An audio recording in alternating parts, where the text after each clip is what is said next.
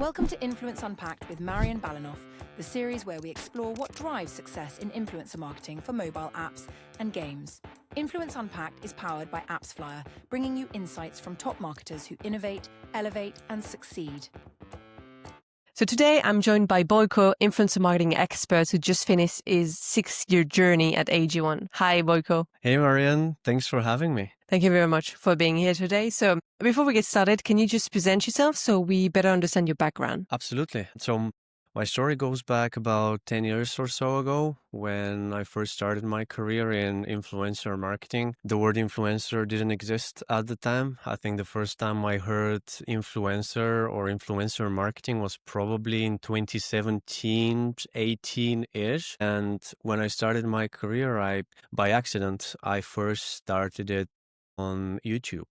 And I spent probably 3 years or so buying YouTube campaigns, mostly related to games. And from there, I transitioned into a little bit of a consulting adventure because I really wanted to see how influencer marketing works for different industries and different brands. And doing that was really possible if you get out of kind of the full-time role for a second. So this is where I had a little bit of a freelance contracting or even agency adventure that allowed me to really dive into different areas of the influencer marketing space, try different platforms, fail fast. I'm a big believer in fail fast method and learn as quickly as you can. And from there, I went into AG1, which I spent a good part of my career, 6 years almost, learned a lot, cherished a lot, and to this day have so many friends over there. Recently ended this journey and currently do a lot of fun stuff still in the influencer marketing space, but in a nutshell, over 10 years of influencer marketing experience across all kinds of markets and all kinds of platforms. And I'm looking forward to discussing more in detail.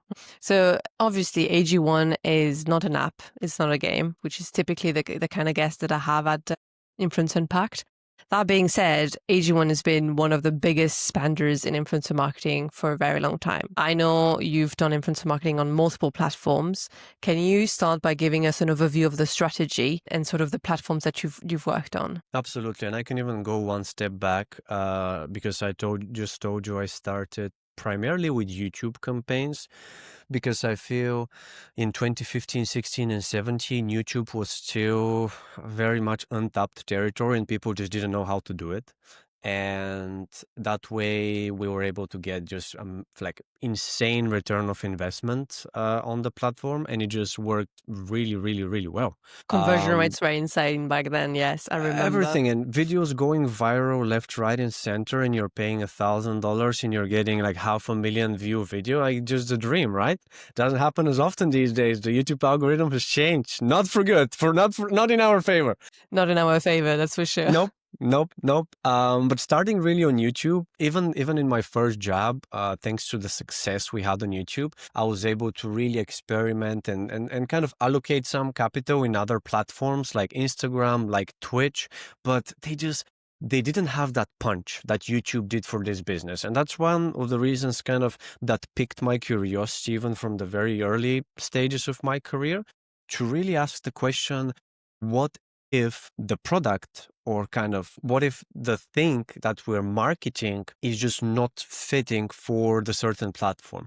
And I was able to really learn a lot more when I kind of moved into different products, different brands, and understand, okay, some products are just not meant for Twitch, and that's okay. That's perfectly fine. Equally so, some other products would be insanely successful. It just depends so much what you're measuring, where you're starting from, what's your awareness. There's so many different things that I feel like people are just too quick to kind of dismiss a platform and just forget about it. It doesn't work.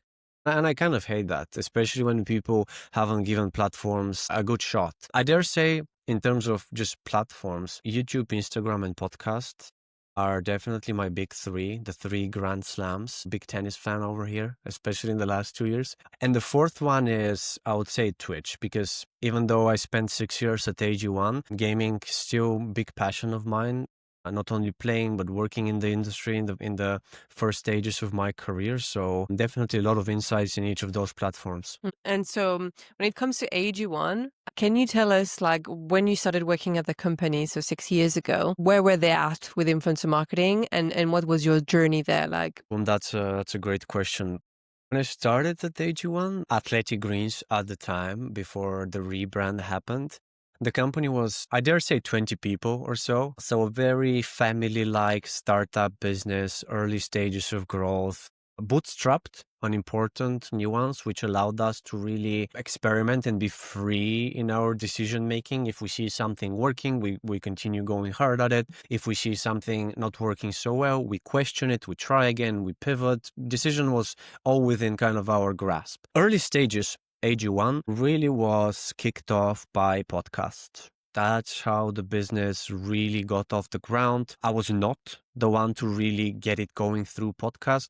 I had the pleasure of working with Jonathan Korn, a great expert in the podcast, overall marketer, but he really kind of paved the way with podcast. And fortunately, we got a little bit lucky there too, because when we saw the biggest success, and it was just the unlock, this kind of tipping point when we were featured on Joe Rogan, when Elon Musk was a guest and he smoked weed on the podcast, and it went bananas viral. Probably hundreds of millions of views. And it didn't make what AG1 is today, but at this moment of time, it allowed us to keep going, keep reinvesting, because performance is keyword and has always been at AG1. That's why I think we've come such a long way on multiple platforms back then, because we wanted to see some sort of a signal. It doesn't always need to be perfect, but we at least wanted to see that audience and product, there is a fit. Otherwise, you're probably doing something wrong. Exactly. And what you were saying is, like, it doesn't have to be perfect. And that's something that's really, really important, especially for influencer marketing, because first of all, attribution or measurement is not going to be perfect, right? You're going to have, as you were calling it, an halo effect that you need to take into consideration when you do influencer marketing. So I think it would be great from your perspective if someone is actually considering starting influencer marketing, what would you tell them as an advice to get started and look into performance? Because this is what we're here to talk about. Absolutely. Usually I like to give kind of a two-way initial advice, which is think of two things when starting influencer marketing. One is how much money, what kind of budget are you comfortable losing? Just imagine this money just disappears right now. What's that number? And two, try or get the support of someone who has done it multiple times and you trust to decide in which channel, in which platform you want to play first. Because what's ended up happening very often when I talk to businesses about influencer marketing, they want to start small and want to start everywhere. And it just doesn't work like that. And especially early days, think 7 years ago, budgets were also vastly different. You could have hit gold with some creators. Your luck surface these days is a lot smaller because there are so many talent management, so many managers, a lot of them amazing professionals, and they do help you. But economically, you need to be smart about your decisions. So, two things: budget, platform, you decide. You commit, you measure. After that, you decide how to proceed. That's kind of my approach. But of course, some people are a little conservative, a little scared to make this first jump. I love what you just said about how much money are you willing to lose? Because it's incredibly important for people to have in mind that their first few campaigns, and I'm insisting on the plural, are not going to reach profitability. And that's normal. To get started, you need to understand what's exactly, as you were saying, where's the product fit, what's the right audience, what's the right type of creators, what's the right type of content that they should produce for you to be able to reach profitability. And how are you going to measure profitability? And this is going to take time, it's going to take money, and it's going to take some patience. And this is something that I found often marketers lack, because maybe they've unlocked other channels that are working for them and they're just expecting that, similar to a campaign on Meta, they're just going to unlock the budget, the campaign is going to go live, and then they're going to be able to optimize. No, it's not going to happen like that. Like, you cannot optimize the campaign on the go. It's going to be finish a campaign, see the results, and then you're going to be able to optimize on your next campaign. So it does take more time to do that. So it definitely makes a lot of sense. And so if we're talking about platforms specifically, you were saying your top 3 for performance is YouTube, podcast, and Instagram. Something we haven't touched a lot on this podcast is actually podcast.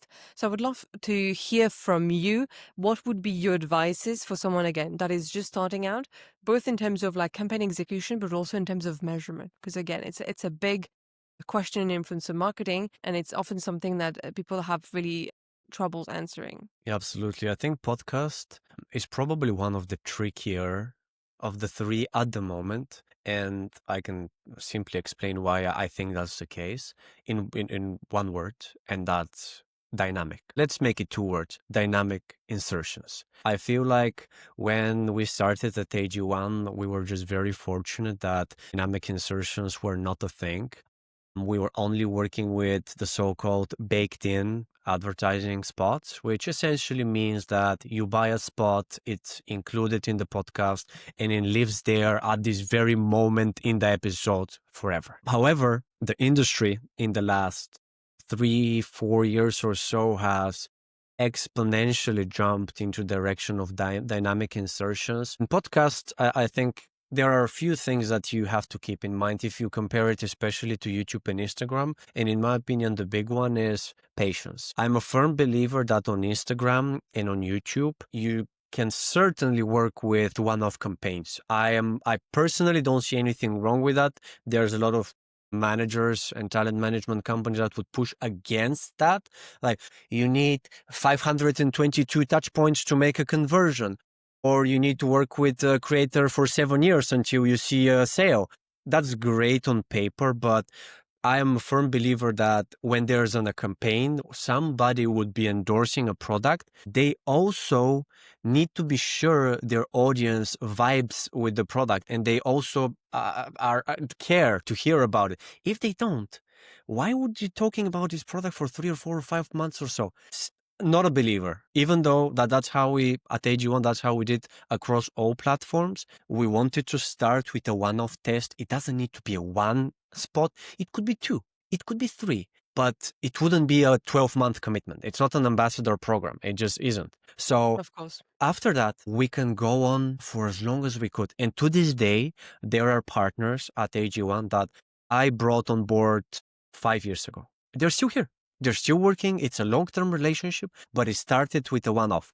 Now, back to the podcast kind of a point. With podcast, patience is the key, in my opinion, because there are many companies that invest in podcast kind of consistently over, let's say, a 3 or 4 or 5 month period, maybe a spot or 2 a month maximum. I think with podcast, the key thing is frequency. You shouldn't be doing 4 or 8 spots a month.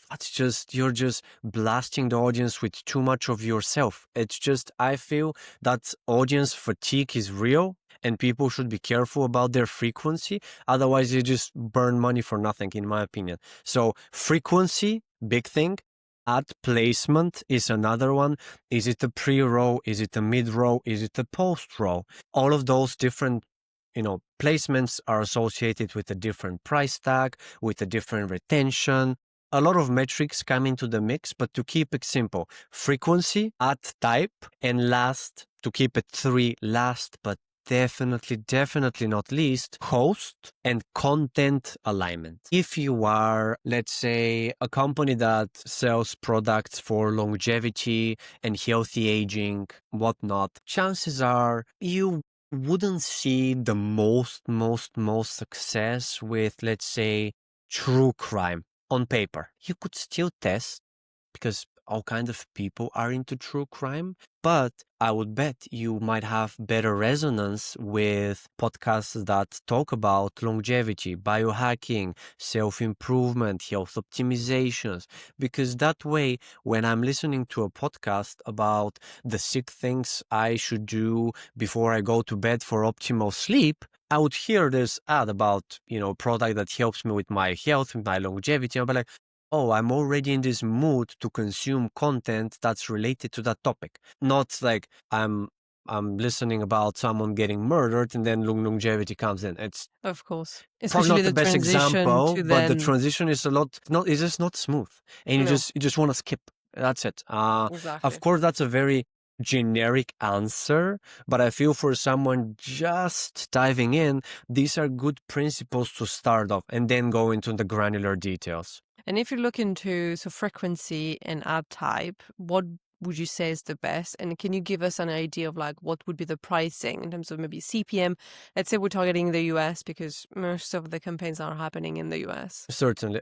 So the first one, in terms of ad placements, pre-rolls are, in my opinion, not very effective. And to define pre-rolls, this is essentially a clip that plays or audio that plays before the episode starts. In my opinion, this is okay for lead generation or maybe traffic generation in some areas if you want to use this traffic in other campaigns. But for pure performance and sales, I would advise strongly against it. We almost never bought pre-roll ads at AG1 for those 6 years. Across all markets, this kind of universal principles, I wouldn't even keep it to the US only. I would say mid-row is probably the most ideal, and mid-row tends to be a little bit of a stretched definition, to be honest. I've seen it all kind of definitions because a mid-row in a 30-minute episode would be around the 10-ish, 15-ish mark. But if the episode is 2 hours, it could be in the 40, 50, 60-minute mark. So that's a little bit of a definition situation, but for the most part, like we've seen the most success with mid-rolls because the person listening is already engaged into the podcast, their attention is there, they seem to care about what's going on, because if it's a 2-hour episode and you're in it for an hour, chances are you care about what these people have to say and you're engaged. So the ad has a higher chance to stick. Would it? Of course, everything depends. But mid-rolls, by far, rank number one investment in kind of ad types that we've done throughout my journey at AG. And the last group, which tends to be the cheapest, is the post row. This is essentially when the episode is over, there's an ad segment and it finishes with it, kind of. There are some advantages to it, even though at AG1 we haven't done a bunch of those, to be honest. But pricing is certainly one of them, because post rows, sometimes you could get 50, 60% off because not too many brands want them. But I personally think they have a play, especially if you do it right and smart. For example, if it's a 2-hour episode, I wouldn't be so fond of it. But there are many shows that do 20, 30-minute episodes. That way, even if your ad is at the very end, chances are the listener isn't already fatigued by listening for 2 hours. That way, probably a higher chance that your content actually gets consumed or your ad actually gets listened to. And also, chances are, if it's a post row, you're going to get a lot less attention, probably a lot less clicks, a lot less listens to it. But whoever stays, they might be a lot more engaged. Same for YouTube, the same principle. Who buys post row ads on YouTube? Nobody. But they have a play.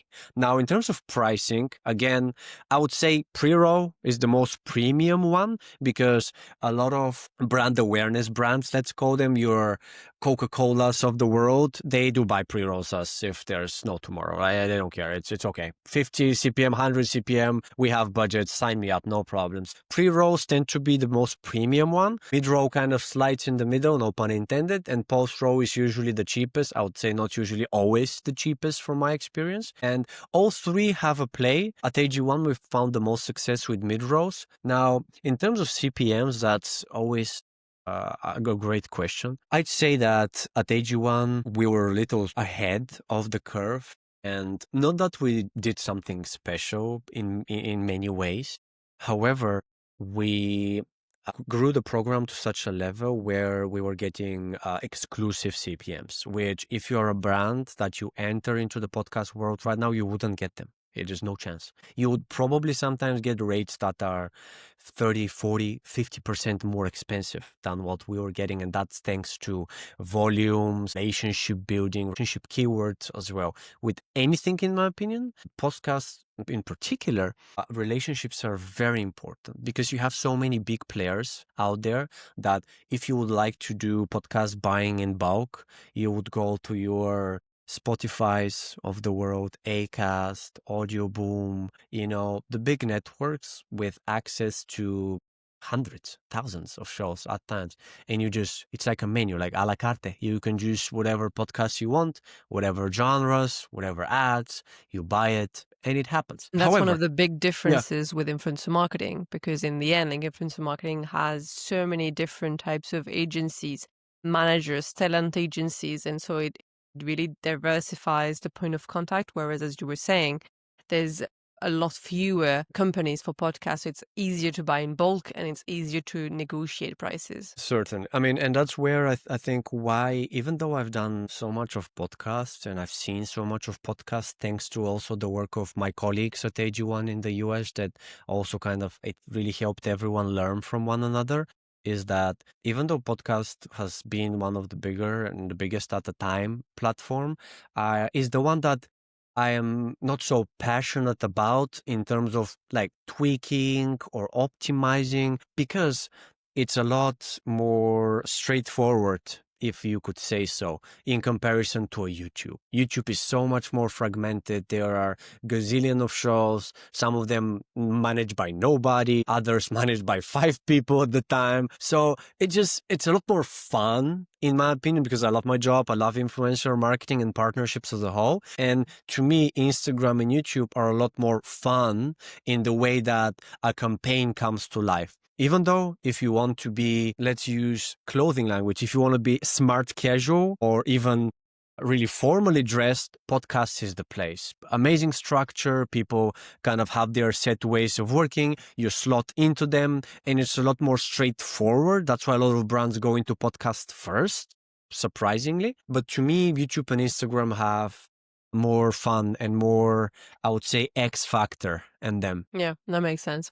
I'm just going to ask again a couple of questions that you evaded a little bit. I wanted to know about frequency and what would be the recommendation for someone, again, starting, and again, CPM, because I understand obviously AG1 was spending millions and millions in podcasts, but if someone's starting, they receive prices from an Acast on an Audio Boom, and they receive a $20 CPM or $40 CPM for a mid-roll in the US. Like, how does it look like? Is it good? Is it bad? Should they negotiate? To your last few words, you should always negotiate. That's never a discussion. You always negotiate. Unless I learned this lesson, like, to be honest, a little bit of a personal revelation, like the first 5 years or so of my career, I was negotiating everything, like $100, 97. And you have diminishing returns in this kind of a situation at times because you risk damaging the relationship sometimes. And relationships are more important than saving a few bucks. That's a general advice. But now,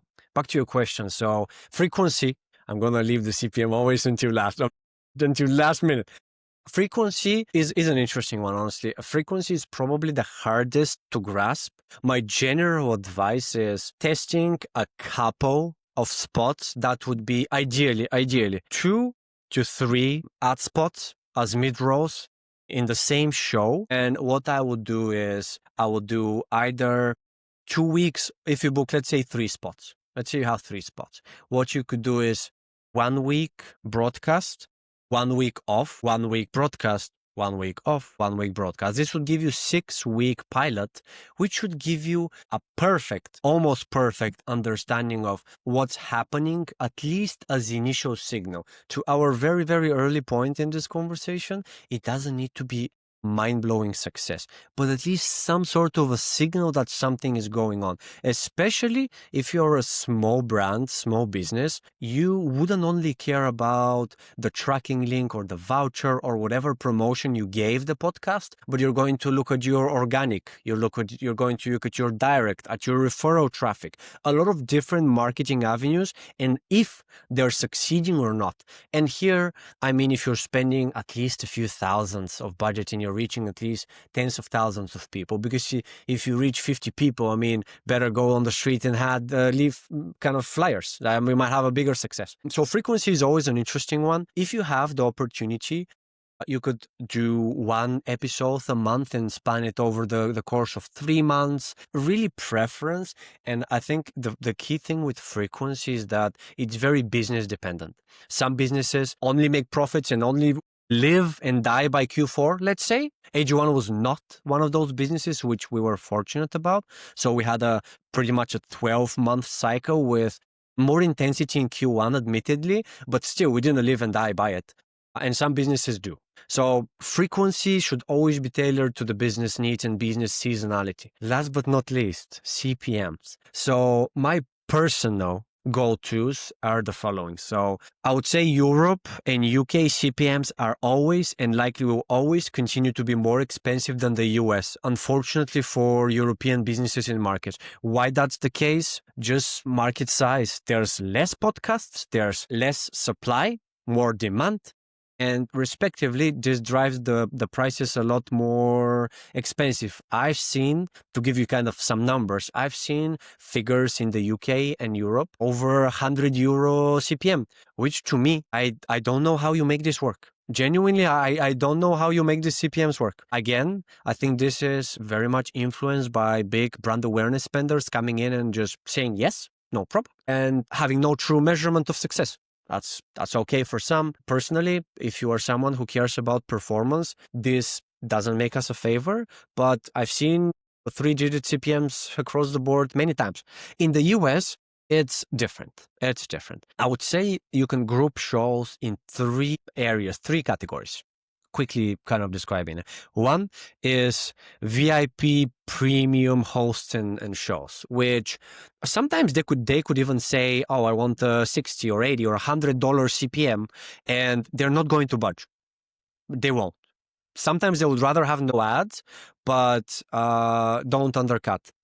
This is a percentage that's very rare, and usually a lot more sought after people are having such sort of treatment. A lot of them have, $10 or $100 million a deal with Spotify, so they could even not monetize, they don't care as much. They prefer to preserve their kind of show integrity and content kind of pacing instead of overloading it with ads.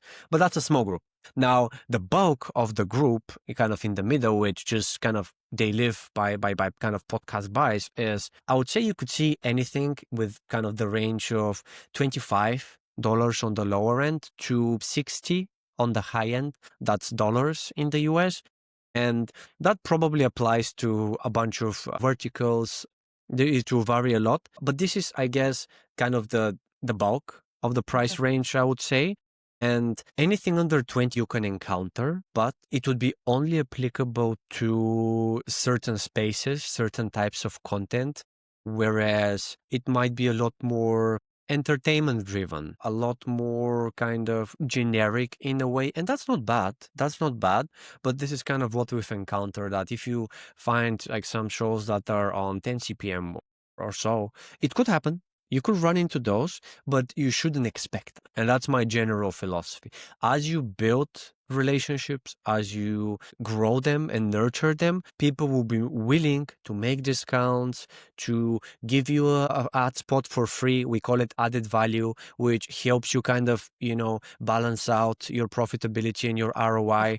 You'll have more leverage at the end of the day. Because and the more you spend spend too. Exactly. The more you spend too. That makes sense. So we've talked about CPMs, we've talked about ad placement, frequency. Obviously, one of the big factors of the performance is also the ad itself. We've talked about dynamic ads, we've talked about host reads. Obviously, there's a difference in performance for both, and it also depends on the pricing. Is there one key learning that you've had over the years from running that much campaigns in podcast? If I have to name one thing, I would probably say that brands should give hosts and creators in general as much creative freedom as possible. Oftentimes, brands and marketers, they really get stuck on one word sometimes that is just different than I what the know. brief or talking I know. point says. And trust me, and I've done this test myself, not at AG1, before that, so I can actually get to this conclusion, but I've tested giving people no brief and a full-fledged brief, and there was no difference in performance. As long as people are authentic to themselves, they combine education about your brand and your product. They do it in a very concise and clear manner within legal or kind of constraints or guidelines or framework, and do it for the largest duration possible. I think a lot of people underestimate duration. I would rather have an ad be 2 minutes of talking than be 1 minute of talking any day. People tell you, hey, it's too long, people will skip. If they skip, they'll skip anyway. It's okay. For those that don't, give them more to learn. That's my kind of mantra. So I definitely think creative freedom is key. Don't get stuck up on those, like a few sentences that they must say or that is not going to work. That's BS. It's not like that. It's not like that. It's very I important to 100% be agree with authentic. you. Yeah, exactly. And it has to be in their own voice, like, because if you don't, then it just becomes an ad, and it's not like an influencer or like an host ad read, you know. Something we haven't touched upon, and I would love to before we wrap up the episode, is the impact, obviously, of influencer marketing, of podcasts in general. And because you've done so much over the years, I'd love if you could tell us if you've seen the impact it has on other marketing channels, whether when it is on, when it is off, when it's always on, when you make some stops, because I know it's there. And I've actually worked on a study recently on the impact that it has on games growth and etc. But I would love it to see if this is something you've also experienced at AG1. Certainly. Measurement could be a funny word in many senses. And I was fortunate enough that at AG1 we were so advanced with the program and operating at such a high scale that we could afford to have different types of measurement, multi-touch attribution, different halo effect measurement kind of tools and solutions. But generally speaking, I'm a firm believer in the impact that influencer marketing podcast and other platforms and channels have on the rest of the marketing mix. With podcasts in particular, think of it, you're listening to a podcast in your car.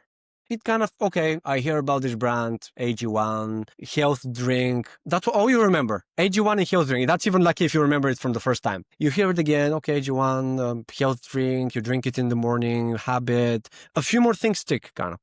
And then at some point, you see an ad on the TV, for example, or on YouTube, and you think, okay, cool, maybe. Next day, you have some sort of a, you're exhausted. You don't feel, I think it's time to commit to AG1 and see what it's about. Would you remember this first podcast and who it was, the promotion they had? No.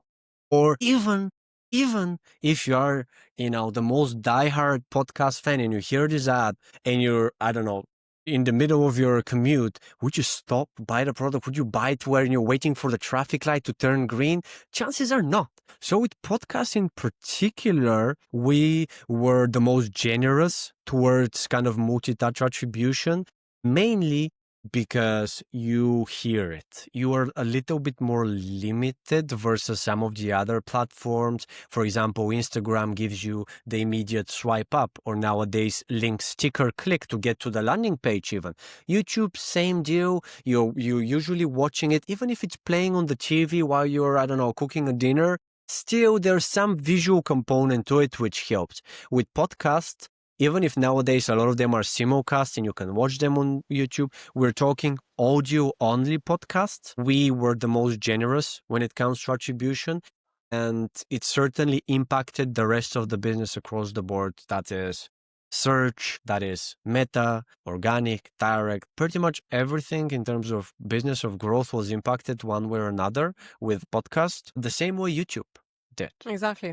And I think that's one of the trickiest part to analyze and understand exactly what's this halo effect, because in the end, you would have to stop all your other campaigns that are not direct attribution to be able to see the impact, and then enable one and then the other and then the other. And it would take months and months to do it. So in the end, it's probably a better way, in my opinion, at least, to look at it as an overall and say, okay, this is actually working. We do have sales, and obviously you want to optimize per channel, but at least looking at it, as you said, like in a more generous way. Before we wrap up the episode, I want to do the quickfire round of questions. Are you ready? Let's do it. So, first question, what's one thing marketers should stop doing in influencer marketing? As to our last discussion point, last touch, which is essentially measuring only what happens when someone clicks last. It's always tempting, but the user journey, the customer journey is always a lot more complex than that. If you want to get into influencer marketing and the creator economy as a whole, measuring last touch will be the end of it. Halo effect exists, is there, you'll see it, it matters. Exactly. And be patient, for this to actually happen and for this to prove some results. Definitely agree with you. Second question, what's one strategy, tool, or tactic that you think marketers should start applying today? Platform diversification. When you work with someone who has meaningful presence across multiple platforms, that could be podcast, but also YouTube, Instagram, newsletter, a big one. We didn't talk about it at all, but I'm a big believer in newsletter. When testing a creator for the first time, if you have the budget and option to test more widely, cast a bigger net to see what sticks, I will do so. Use separate tracking, easy to do that, and just identify which gets better signal, if any. But in my opinion, this just tremendously increases your success kind of surface area and luck area, since I've encountered creators work amazing on YouTube, but don't do well at all on Instagram. That's okay. Exactly. And I think it's really a matter of like testing it with a certain method, right? So you understand what you want to test, when you want to test it, what are the questions that you want to find answers to, so you don't get lost in all those different platforms and all the options that are offered to you. Last questions before we wrap up the episode. What's one proven approach you think marketers should continue using for long-term success? Relationships. Invest in the relationships. I think once you find a person, a creator or an entity that works for your business commercially, economically, make sure that you invest extra time, extra effort, even budget to further grow that relationship. I'm a believer that likely any relationship will have an expiry date, but if you do it right, this expiry date could be pushed a lot further in the future and be pushed in a very positive way by just being there for them and showing them that business is important. Business is first. That's how we started, but we are humans at the end of the day, and that matters. Thank you very much for this. I think it's definitely important to keep in mind, especially in this era, which we haven't been able to talk about, but with all those AI tools that are telling you that they can replace your job, do all the work of like finding new influencers and launching the campaign, when actually that deep down that's not really happening, at least for people that know how to launch campaigns with influencers. Certainly. I mean, the AI stuff, we have to do a whole new episode talking about. We'll have to do another stuff. episode. Exactly. Yeah. Exactly. Yeah. All right. Thank you so much, Boyko, for all your insights today. Where can people find you and learn more about what you do? First of all, thank you for having me. It was a very nice conversation, and I thoroughly enjoyed it. I look forward to the next one. Now we covered podcast largely, but we could maybe do another one on YouTube and Instagram down the line on AI. Thank you for being such a nice host. I enjoyed it thoroughly. Where people can find me, LinkedIn is a good option. My DMs are open. Perfect. I'll make sure to tag you in any case, so people can find you easily. All right. So that's it for today's episode of Influence Unpacked. If you found this helpful, don't forget to like, share, and follow for quick, actionable tips on influencer marketing for mobile apps, games, and actually other types of products. And if you're looking to dive deeper, check out my guide on the AppsFlyer website. It covers everything from setting up your first campaign to best practices and tools to measure your success. You'll find the link in the post, and I'll see you next time.